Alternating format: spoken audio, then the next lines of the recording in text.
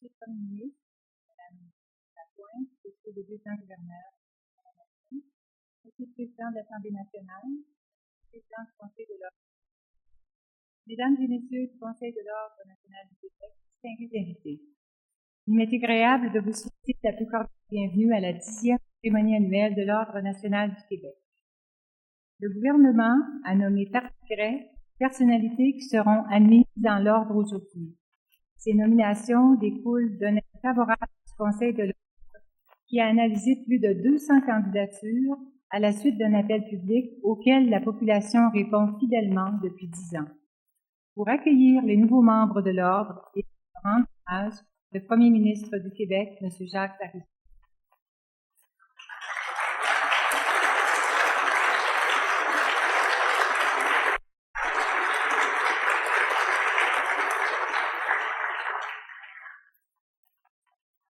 Mesdames et Messieurs, membres de l'Ordre national du Québec, vous avez été conviés aujourd'hui dans la capitale pour rendre hommage aux personnalités qui ont marqué l'histoire du Québec et à qui il convient d'exprimer notre reconnaissance. Une des principales caractéristiques de l'Ordre national du Québec, celle qui la distingue de la plupart des autres ordres, c'est que le processus de nomination commence par un appel public de candidature auquel la population, comme Madame la directrice vient de souligner, auquel la population répond depuis maintenant 10 ans. C'est donc dire que les personnes que nous honorons aujourd'hui ont su gagner d'abord l'estime, l'admiration, la reconnaissance de leurs concitoyens. Les deux grands officiers qui seront admis à l'Ordre témoignent de l'ouverture du Québec sur le monde. Une femme médecin qui a littéralement donné sa vie au service du tiers-monde, et un universitaire émérite qui nous a aidés à mieux comprendre non seulement notre identité culturelle québécoise, mais également celle de nos cousins acadiens et celle des peuples autochtones. Un troisième grand officier, je le signale ici, ne peut pas être avec nous aujourd'hui. Il est en Europe pour des raisons que l'on comprend bien. Il s'agit de M. Charles Dutoit, à qui je remettrai sa décoration lorsque ses obligations lui permettront de revenir ici. Parmi les nouveaux officiers de l'Ordre, on comptera 3 femmes et 4 hommes, qui se sont illustrés dans les domaines de la littérature, de la peinture, de l'action sociale, du génie, des affaires, de la politique et de la médecine. Quant aux 12 nouveaux chevaliers de l'Ordre, ils ont fait leur marque soit dans le domaine social, soit dans celui des communications, des affaires et du mécénat, de la recherche du spectacle, de l'administration publique, de la médecine, du syndicalisme et de l'enseignement musical. Ce sont donc tous les secteurs de notre société qui sont honorés aujourd'hui à travers leurs représentants les plus éminents. Symbole d'excellence, de dévouement et de persévérance, l'Ordre national du Québec met en relief la richesse et la diversité de la société québécoise et sa capacité d'accomplir de grandes choses. Cette cuvée 1995, si je puis me permettre cette expression, ne fera qu'enrichir cette tradition.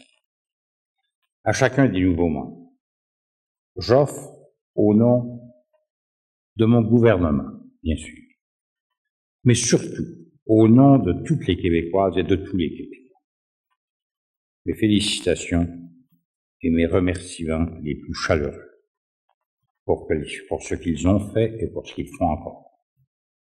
Et je demande à la directrice de l'Ordre de bien vouloir appeler les nouveaux membres pour la remise des insignes de l'Ordre national du Québec. Madame.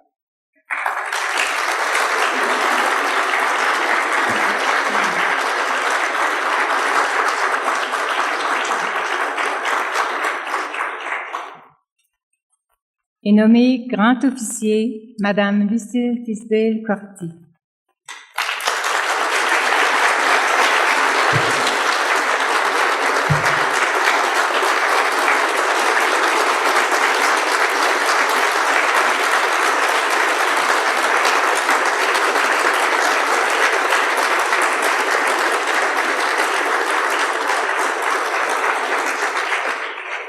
Née à Montréal, elle a grandi dans l'Est, rue Notre-Dame.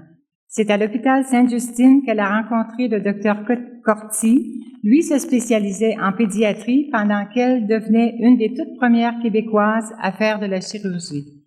C'est en 1961 qu'elle s'est installée dans la savane à Gulu, protectorat britannique au nord de l'Ouganda. Depuis 34 ans, elle y a bâti avec son mari un hôpital catholique qui a su s'imposer comme l'un des meilleurs d'Afrique orientale. Cet hôpital héberge plus de 10 000 malades par année, en traite plus de 150 000 et le docteur Tisdale Corti y a pratiqué plus de 13 000 interventions chirurgicales. Ce travail colossal a été réalisé dans des conditions très difficiles. La dictature, la guerre civile et une épidémie de sida qui l'atteindra elle-même. Dr. Schweitzer des Ougandais, Lucille Corti Tisdale est aussi le Norman Bethune de sa génération. Comme le célèbre chirurgien montréalais, sa maladie l'empêche depuis 2 ans de pratiquer la chirurgie. Elle consacre donc son temps aux malades atteints du sida en clinique externe. Membre de l'Ordre du Canada, elle a obtenu la distinction la plus prestigieuse de l'Organisation mondiale de la santé et elle est officier de l'Ordre du Mérite de la République italienne. Madame Corti-Tisdale.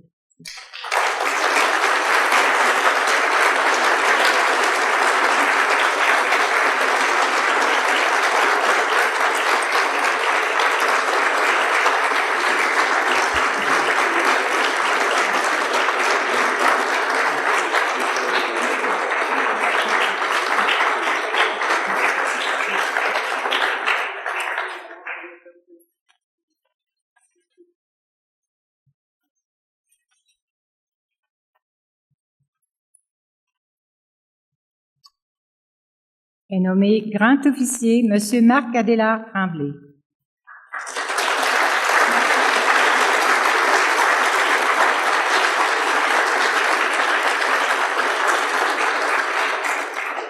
Né aux éboulements, le docteur, excusez-moi, M. Tremblay, professeur émérite de l'Université Laval où il enseigne depuis près de 40 ans, il est fondateur du département d'anthropologie.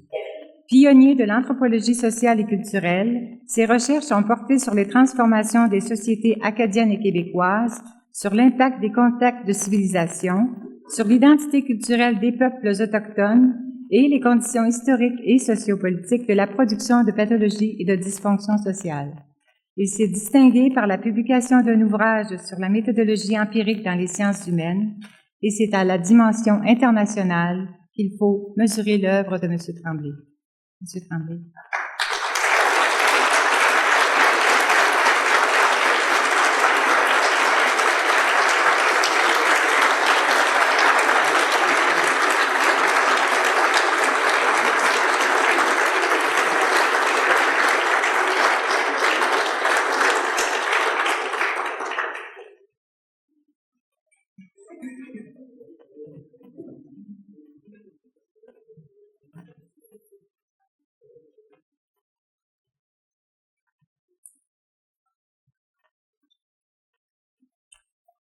Est nommée officier Madame Marie-Claire Blais.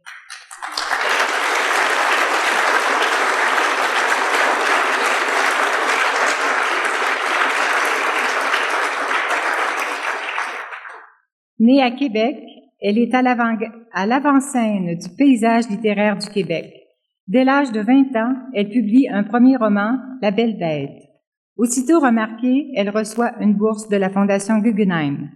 Son roman, Une saison dans la vie d'Emmanuel, publié chez Grasset en 1965, lui valut le prix Médicis. Depuis lors, 20 romans ont été publiés en France et au Québec, tous traduits en anglais, 5 pièces de théâtre et des recueils de poésie. Plusieurs prix ont couronné son œuvre littéraire, dont Tête blanche en 1980, Vision d'Anna en 82, L'ange de la solitude en 89, Un jardin dans la tempête en 90.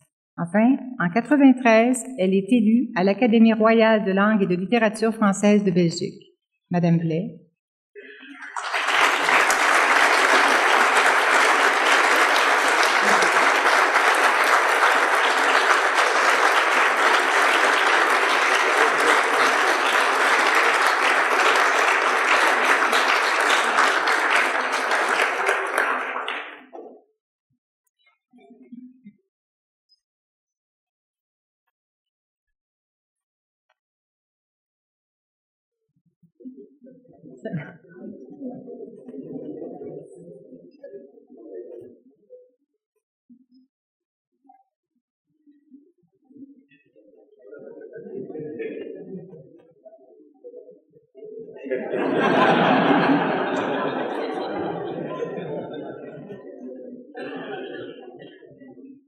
Ça va.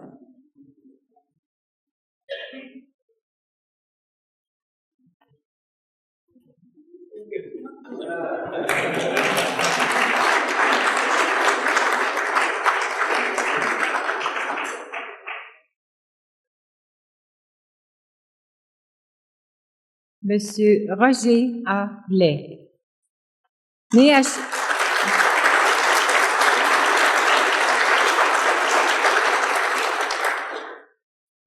à Shawinigan en 1926, il est diplômé en génie géologique et géologie économique de l'Université Laval et de l'Université de Toronto. Professeur émérite à l'École polytechnique de Montréal où il dirige le profil des Vinci, il est associé universitaire au sein du groupe Conseil Innovitech. Il a joué un rôle important en développement international et est le principal artisan du développement spectaculaire de la recherche à l'École polytechnique de Montréal. Il s'est distingué par l'ampleur et la qualité exceptionnelle de son enseignement et de ses recherches en innovation technologique, en entrepreneurship, en recherche industrielle et en maillage d'entreprise. Auteur de plus d'une centaine de publications savantes et co-auteur de 4 volumes, il a reçu plusieurs prix scientifiques, dont le Grand Prix d'excellence de l'Ordre des ingénieurs du Québec en 1994. Il est membre de 3 grandes académies et officier de l'Ordre du Canada. Monsieur Blais.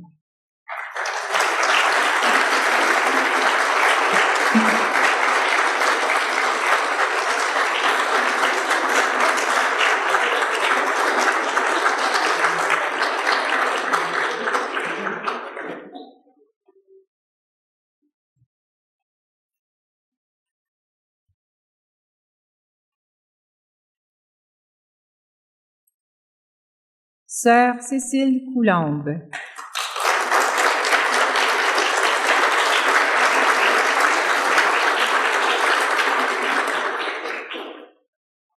Sœur Cécile Coulombe a joué un rôle social de première importance dans les secteurs de l'éducation et de l'hospitalisation pendant plus de 60 ans. Sa carrière extraordinaire n'a eu d'égal que son implication tout à fait exceptionnelle dans notre société. Née à Lévis le 8 mai 1910, Sœur Coulombe est entrée en religion 19 ans plus tard. Elle s'est engagée dans la formation des maîtres et le développement des institutions d'enseignement avant de se consacrer au secteur hospitalier où elle fut une tête d'affiche occupant entre autres un poste au conseil d'administration de plusieurs hôpitaux et centres d'accueil de la grande région de Québec. Sa participation active et remarquée auprès des différentes corporations sociales et charitables a été reconnue par la remise de plusieurs distinctions. Toujours active et à 85 ans, Sœur Cécile Coulombe est une source d'admiration et d'inspiration pour tous les intervenants du secteur social au Québec. Sœur Coulombe.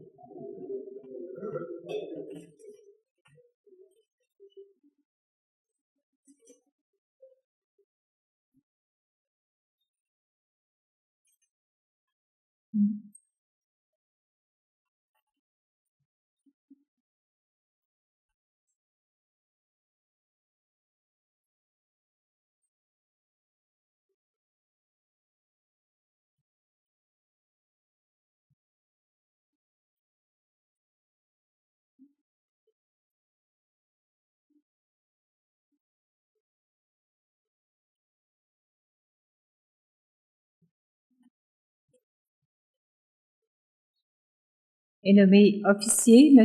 Bernard Lemaire.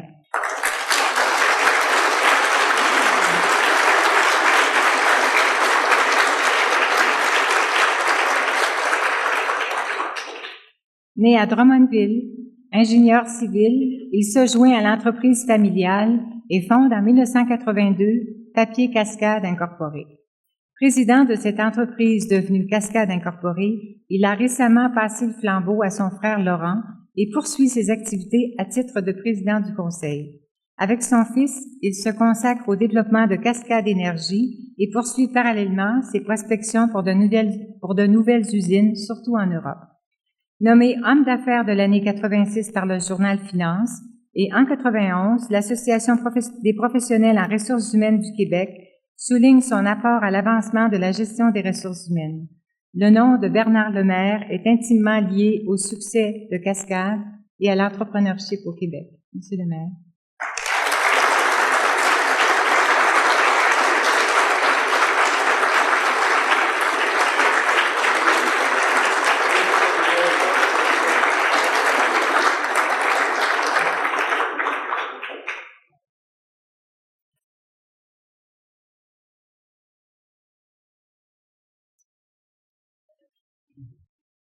Est nommé officier M. Marcel Maas.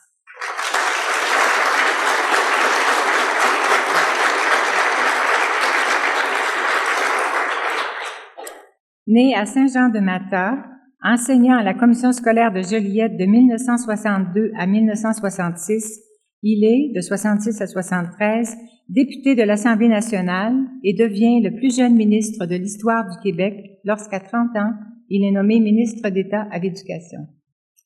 Il occupe aussi, entre 70 et 70, les postes de ministre délégué à l'accueil des chefs d'État lors de l'Expo 67 à Montréal, de ministre délégué à la fonction publique, de ministre des Affaires intergouvernementales et de ministre de la Planification du Développement.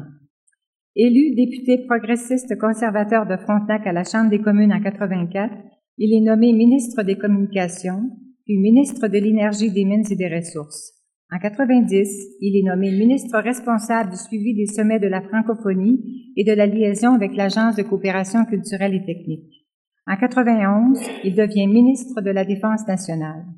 Il se retire de la politique en 93 et devient conseiller principal auprès du groupe CFC. En février 95, il est nommé président de la Commission de Montréal sur l'avenir du Québec. Monsieur Maas est membre de l'Ordre de la Pléiade et vient d'être nommé président du Conseil de la langue française. Monsieur Maas.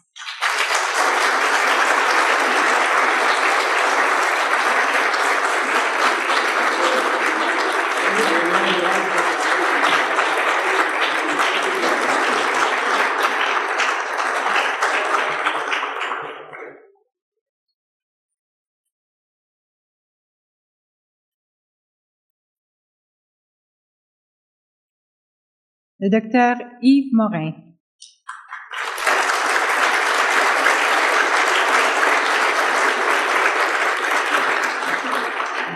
Né à Québec, il est le chef du département de cardiologie de l'Hôtel-Dieu de Québec.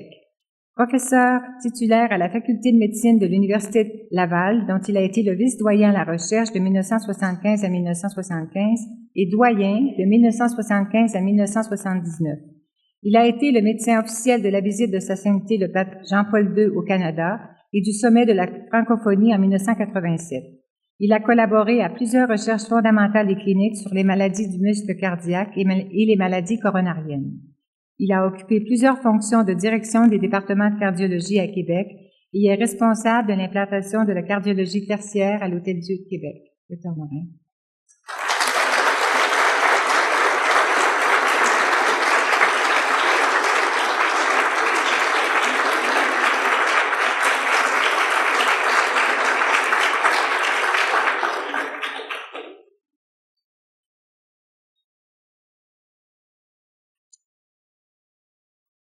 Est nommé officier Madame Miyuki Tanobe.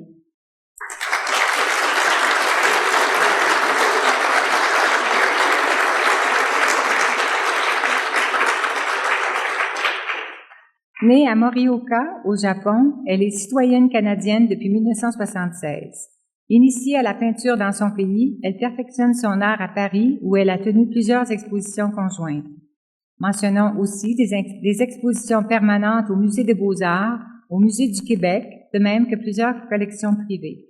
Madame Tanobe offre un remarquable exemple d'intégration à sa ville d'adoption.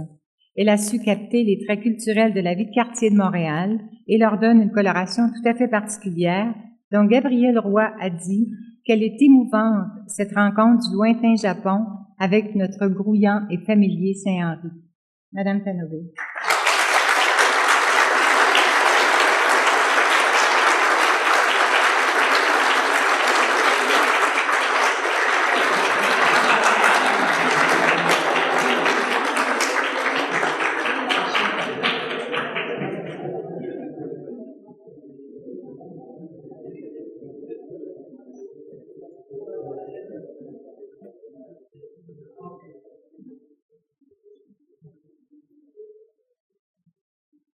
Est nommé chevalier M. Manuel G. Batcha.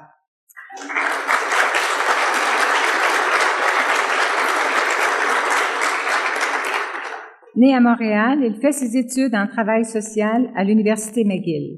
Pendant plus de 50 ans de carrière professionnelle dans ce domaine, il a joué un rôle clé dans la construction et l'exploitation d'un centre communautaire abritant une vingtaine d'agences sociales, 2 immeubles à prix modique pour les personnes âgées, un centre de loisirs pour les personnes âgées et 2 pour les jeunes. En 1975, il dénonce les mauvais traitements infligés aux enfants dans une institution et dirige une enquête. Il propose alors des solutions au ministre du Bien-être social. Le mandat d'étudier la situation dans 73 centres d'accueil pour mésadaptés lui fut confié et donna lieu au rapport Batcha qui permet l'adoption d'une loi pour la protection de l'enfance. Monsieur Batcha.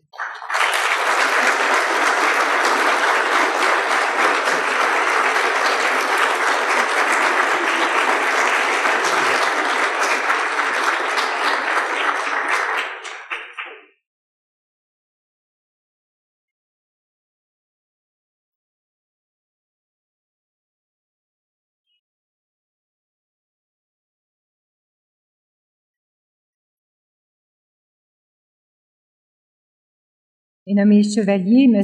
Henri Bergeron.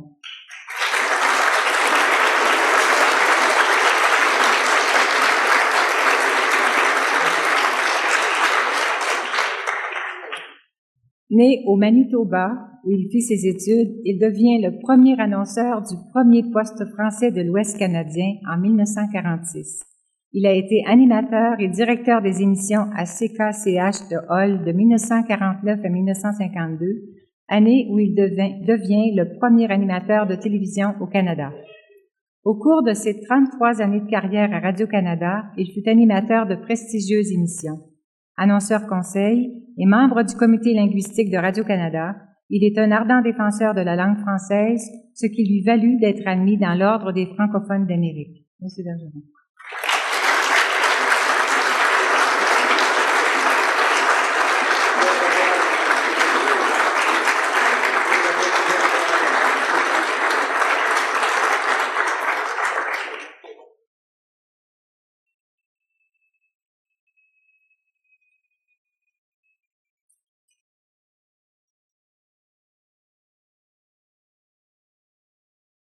Monsieur Morley Mitchell Cohen.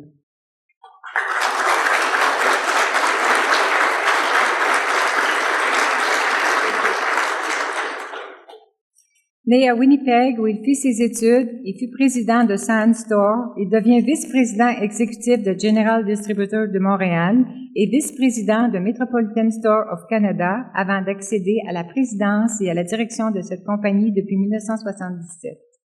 Membre de l'exécutif de la Chambre de commerce de Montréal de 1973 à 1975, il a été président du conseil d'administration du YMHA et du YMCA de Montréal. Il est membre du comité des directeurs du Jewish Community Fund Foundation depuis 1980. M. Cohen est bien connu dans les milieux sociaux et universitaires puisqu'il a présidé plusieurs campagnes de financement, notamment à l'Université de Montréal et au Musée des Beaux-Arts. M. Cohen.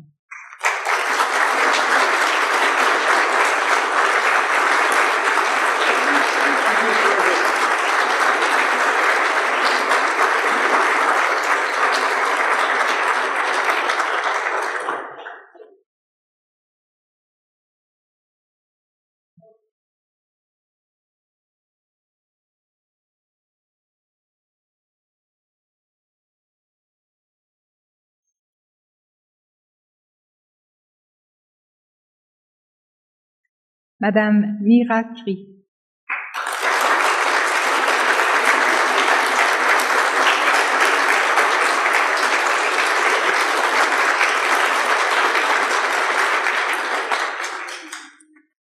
Bien connue du public en raison de son travail à la Société Radio-Canada où elle anime l'émission L'Embarquement, Madame Cri est d'origine mohawk et vit toujours dans la région d'Oka. Tout en étant parfaitement intégrée à la société québécoise, elle affirme son appui à la cause soutenue par les Mohawks de Kanesatake.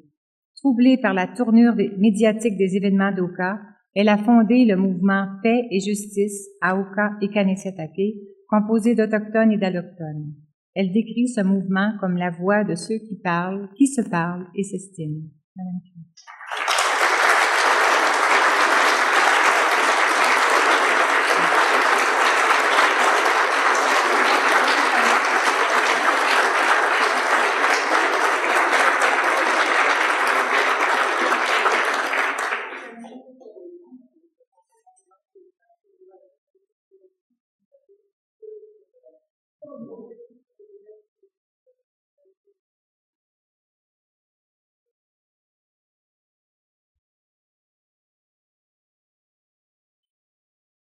Le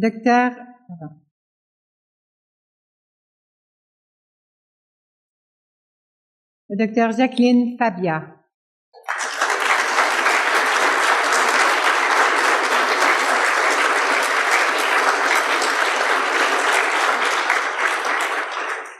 Née à Paris en 1914, elle fait ses études de médecine à Paris et à Lille et des études supérieures de médecine du travail. Elle devient par la suite chef du département du Centre international de l'enfance à Paris, puis décide de faire un doctorat en épidémiologie à l'université Harvard. Elle se lance alors dans une carrière dont le Québec devient le grand bénéficiaire. Membre de l'équipe fondatrice du département de médecine sociale et préventive de l'Université Laval, elle suscite le développement d'une équipe de recherche en épidémiologie devenue l'une des meilleures du continent. Les travaux du Dr Fabia ont permis notamment l'identification des facteurs de risque de la mortalité infantile et de la prématurité. Elle a aussi collaboré au lancement du dépistage du cancer du sein. Sa stature de femme de science est reconnue et bon nombre de sociétés savantes continuent de faire appel à ses services longtemps après qu'elle ait souhaité partir à la retraite. Dr Fabia.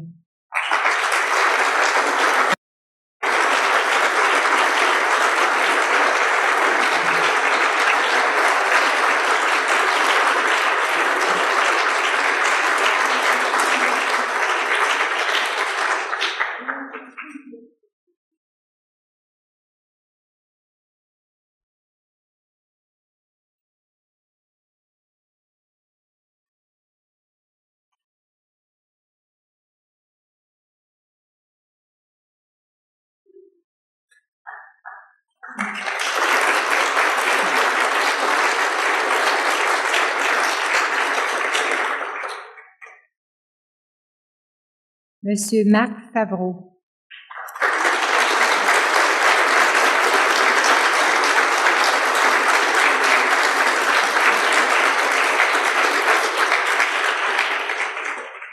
Né à Montréal en 1929, il entre à l'École du théâtre du Nouveau Monde en 1950 et remporte le premier prix de comédie dès 1952. Il joue le rôle de Pierrot dans Don Juan de Molière au Théâtre du Nouveau Monde en 1954. C'est au cours de cette même année qu'il tient le rôle de Beau-Blanc dans 14 rue de Galais et du Survenant à la télévision. De 55 à 57, il se perfectionne avec Jean Valcourt à Paris, puis dès 58 à la télévision, le personnage de Sol voit le jour à la boîte à surprise. Après plusieurs participations à des feuilletons et sur la scène, c'est finalement grâce à son personnage de Sol, qui débarbouille la langue et révèle le génie créateur de l'artiste, que Marc Favreau connaît un éclatant succès tant en Europe qu'au Québec. Le Conseil de la langue française lui décernait en 89 la médaille de l'Ordre des francophones vénérés. Monsieur Favreau.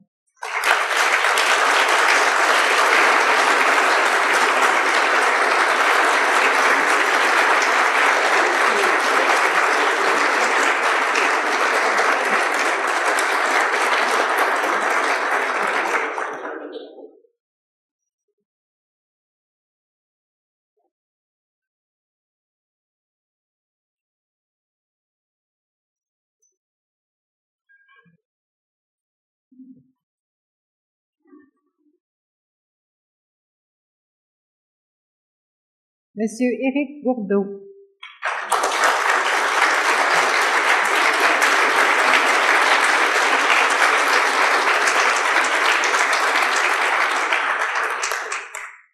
Né à Québec, ingénieur forestier et économiste, il a consacré sa carrière au développement du Nord québécois.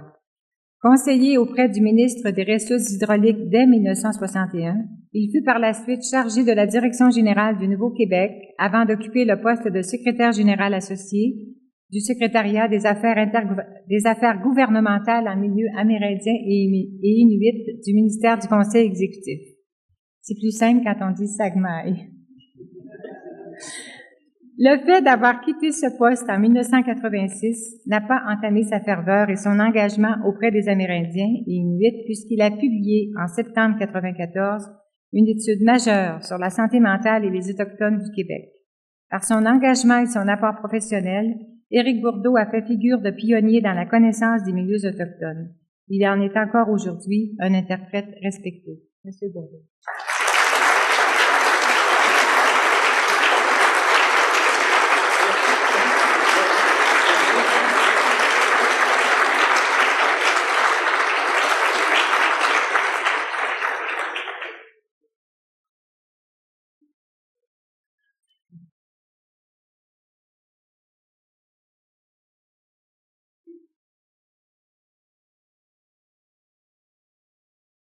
Le docteur Benoît Martin.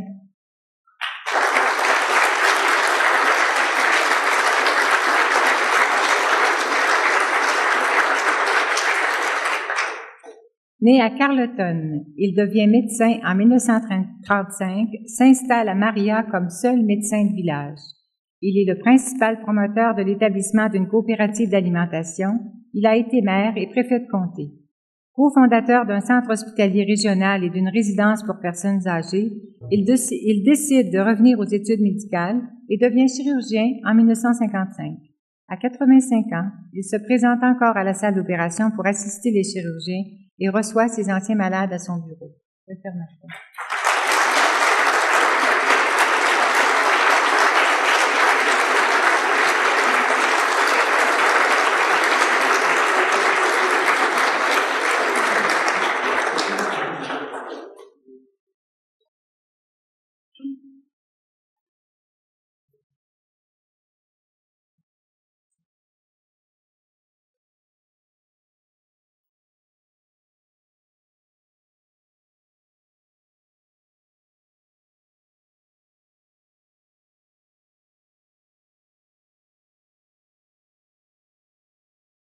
Albert Miller.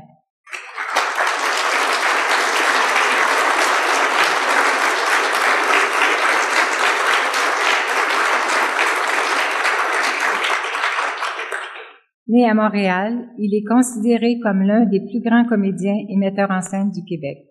Il mène une carrière remarquable à la fois comme comédien dans les répertoires classiques et modernes, tant au théâtre, à la télévision qu'au cinéma. Au fil des années, il a été co-directeur fondateur du Centre Théâtre, directeur artistique adjoint du Théâtre d'été Chanteclair, directeur artistique adjoint du Théâtre du Nouveau Monde, directeur artistique du Théâtre populaire du Québec, directeur artistique du Théâtre du Bois de Coulanges et secrétaire général de l'Union des artistes. Il a aussi été président du Conseil canadien du statut de l'artiste. Monsieur Miller.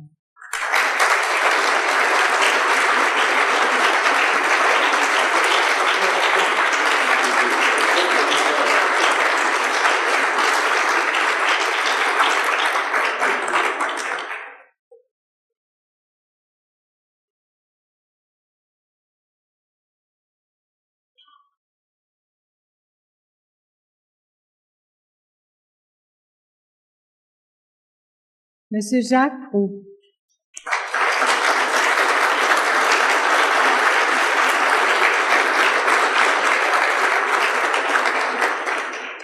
Né à Saint-Camille, il est agriculteur en Estrie et a été président général de l'Union des producteurs agricoles de 1981 à 1993 et premier vice-président de la Fédération canadienne d'agriculture. Engagé dans le syndicalisme agricole depuis 30 ans, Il a aussi été actif dans le réseau des commissions scolaires locales et régionales et dans le milieu d'assurance par son engagement comme président du conseil d'administration de les coopérants pendant 10 ans. Président de Solidarité rurale et de la Corporation de développement international de l'UPA, il a été membre du comité consultatif sur le commerce international dans le cadre de la négociation du 8e accord du GATT. Il a aussi été membre de la commission Bélanger-Campo.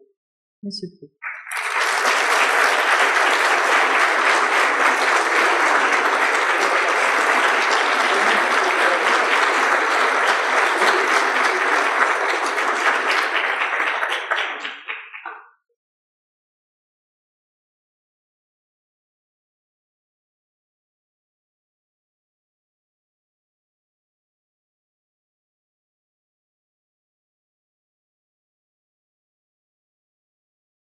Monsieur Camille Sandorfi.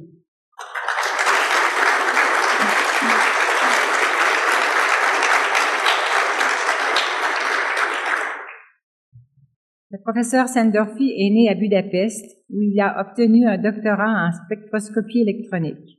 Il détient aussi un doctorat d'État de la Sorbonne. En 1951, il effectue un stage au Conseil national de recherche du Canada et en 1953 devient professeur au département de chimie de l'Université de Montréal, où il fonde un laboratoire de chimie. On dit de lui qu'il peut être considéré comme l'un des pères de la chimie théorique au Canada. Ses écrits sont considérés comme des ouvrages classiques dans ce domaine et témoignent du rayonnement remarquable de ses travaux au sein de la communauté scientifique internationale. Professeur Sandorfi.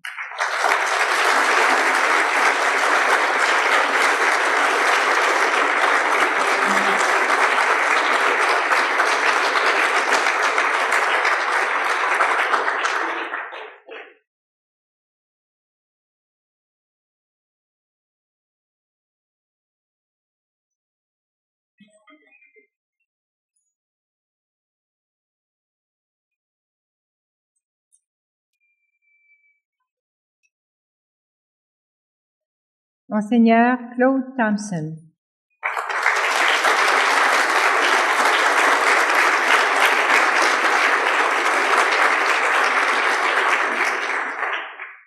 Né à Trois-Rivières, où il est maître de chapelle à la cathédrale, il est aussi professeur de piano et d'orgue. Ordonné prêtre en 1951, il poursuit ses études en chant grégorien et en composition à l'Institut pontifical de musique sacrée. À son retour, il devient directeur des petits chanteurs préfluviens. En 1966, il fonde l'École des petits chanteurs. Il est aussi membre fondateur de la Société Pro Organo Mauricie, vouée à la promotion des concerts d'orgue. Compositeur d'une centaine d'œuvres chorales, sa réputation l'a imposé sur la scène internationale. Mentionnons sa participation aux célébrations du bicentenaire de la Révolution française, où fut interprété son hymne à la paix, Vent d'espoir. Monseigneur Thompson est chevalier de l'Ordre des Arts et des Lettres de France depuis 1992. Monseigneur Thompson.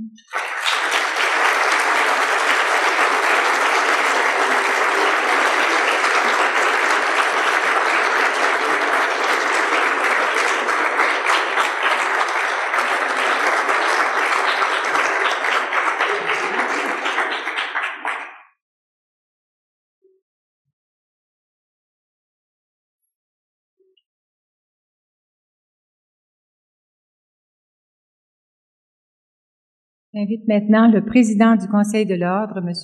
Louis Berlinguet, à vous adresser la parole.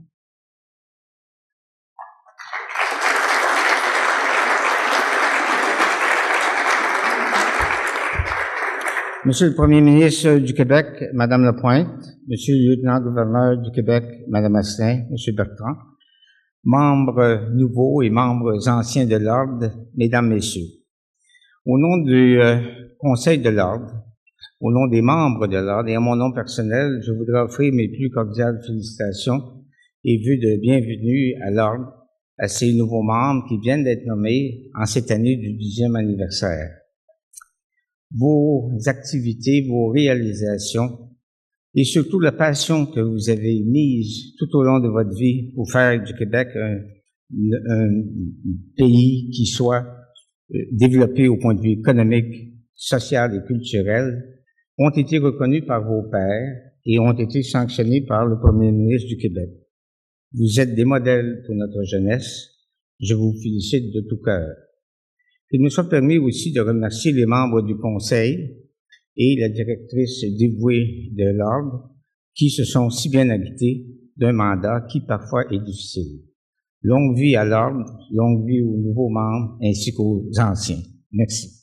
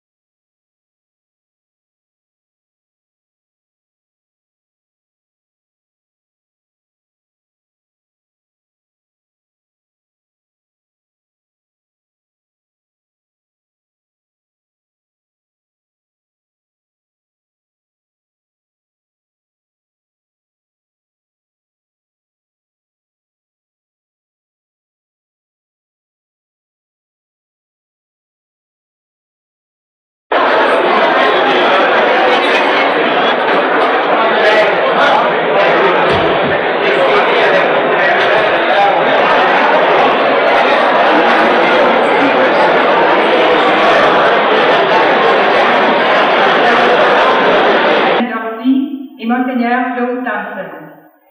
Ils viennent rejoindre ceux et celles qui ont été nommés à l'Ordre national du Québec au cours des dernières 10 années. Il faut bien se rendre compte que se trouvent réunis au sein de cette institution une proportion significative des sources d'influence de l'histoire du Québec. S'y retrouvent ceux et celles qui ont mis leur savoir et leur savoir-faire au service de la collectivité. Nous témoignons de vos réalisations pour l'avenir. Le président m'a permis de mettre en contact avec vos réalisations, avec l'excellence de ces réalisations. J'ai beaucoup appris, et si je devais résumer en une seule phrase ce que vous avez, je vous dirais que vous nous avez donné des racines et des ailes. Mesdames et messieurs, pour souligner le 10e anniversaire de l'Ordre et pour vous rendre hommage, le Premier ministre du Québec, M. Jacques Parizeau.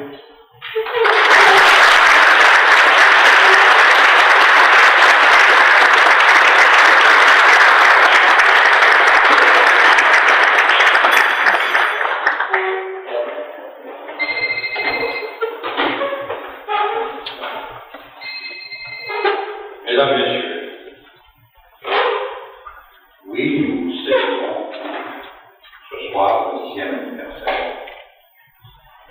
de l'Ordre du Québec. Il a été, je m'en souviens bien, fondé dans l'enthousiasme. Il nous paraissait, à l'époque où la décision a été prise, il nous paraissait étonnant qu'une société comme la nôtre n'ait pas encore trouvé le moyen de reconnaître le mérite de ses citoyennes et ses citoyens dans toutes les formes de l'activité humaine. Oui, on avait certains prix. On n'avait pas cette capacité de reconnaître ceux qui, dans tous les champs, ont atteint à une très grande reconnaissance de leurs concitoyens. On a été étonnés dès le départ que ce soir encore, en regardant ces nominations, que j'avais vues il y a quelques mois, bien sûr, je m'étonnais encore qu'une société finalement pas très nombreuse, comme la nôtre, puisse, dans les arts et la littérature, dans la médecine et la science, dans l'administration et la politique, dans les affaires, dans tous les champs de l'activité, avoir autant de gens de premier ordre à saluer. C'est un ordre un peu particulier que l'ordre du Québec. En ce sens que, contrairement à la pratique que l'on trouve, le mérite d'un certain nombre de gens, il faut qu'ils apparaissent sur les listes après ça. Donc, je sais qu'un très grand nombre d'entre vous sont membres de l'ordre ce soir. Nous font l'honneur de venir célébrer avec nous le 10e anniversaire. Il faut le dire, ça n'est pas suffisamment connu. Vous avez tous été d'abord reconnus par vos pères avant de recevoir cette distinction. Je vous dis, vous faites honneur au Québec. Vous êtes la base et l'assise de l'idée que l'on peut se faire de l'avenir du Québec. Merci.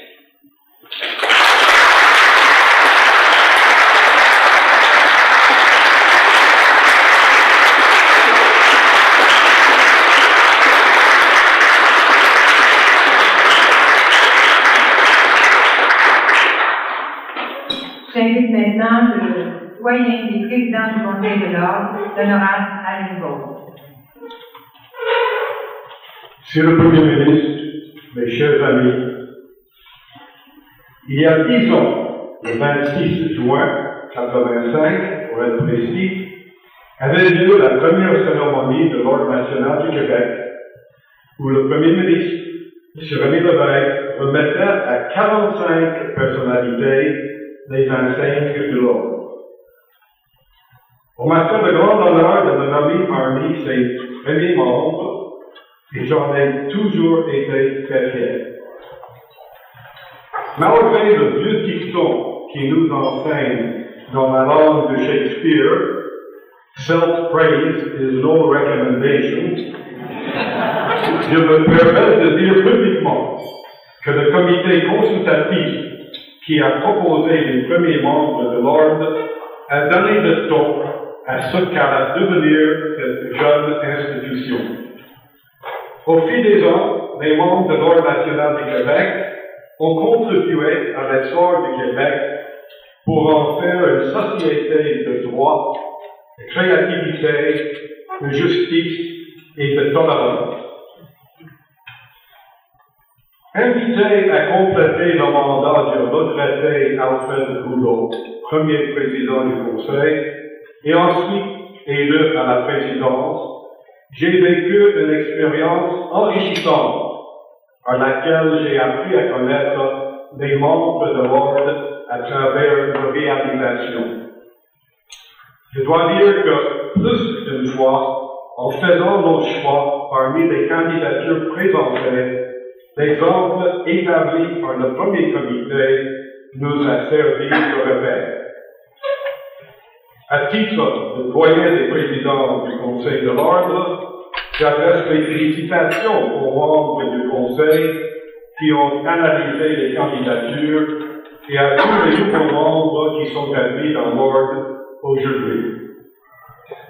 J'aimerais aussi rendre hommage à M. Louis Bernard, qui était secrétaire général du gouvernement lorsque la loi fut adoptée. Nous le retrouverons avec joie dans ce poste prestigieux 10 ans plus tard. Enfin, permettez-moi d'exprimer ma vive reconnaissance à la directrice de l'Ordre, Mme Denise Grenier, dont la foi en l'institution n'a jamais fait défaut. Pionnière dans cette fonction sans précédent, elle a contribué au développement de l'institution avec droiture et discernement. Monsieur le Premier ministre, en rendant hommage au monde de l'Ordre, c'est toute l'institution qui est honorée. Au nom des membres de l'Ordre national du Québec, soyez remerciés, vous et Mme Lapointe, de souligner cet anniversaire en nous permettant de partager ce dîner et cette occasion heureuse. Merci.